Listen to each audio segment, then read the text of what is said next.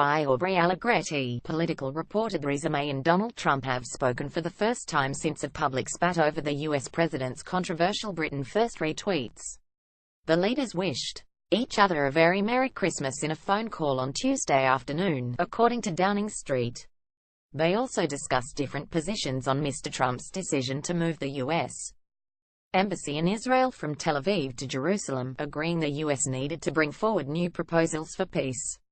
Mrs. May previously condemned the move as wrong, despite the president's promise it would help bring stability to the region. The call also came hours after Britain joined 13 members of the UN Security Council in rejecting the U.S. decision on Jerusalem. It was vetoed by a single vote from the U.S., however. A statement from the White House made no mention of Jerusalem, only referring to the two leaders discussing the next steps in forging peace in the Middle East.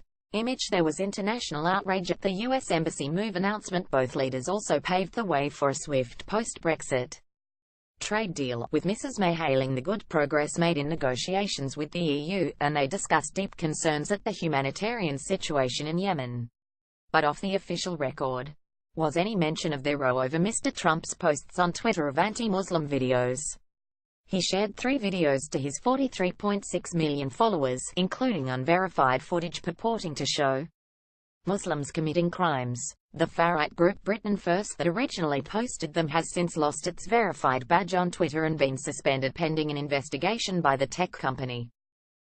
Britain First posted the anti-Muslim tweets Mr. Trump shared. The president blasted back at Mrs. May after her criticism, "Don't focus on me, focus on the destructive radical Islamic terrorism that is taking place within the United Kingdom. We are doing just fine." Labour leader Jeremy Corbyn has hit out at the PM, saying it has taken Theresa May 2 weeks to contact Trump over his dangerous decision to recognize Jerusalem as Israel's capital, yet she seems to have failed to use the opportunity to call him out for retweeting abhorrent Islamophobic material. As Prime Minister, May has a responsibility to stand up against hate and for all communities in our country.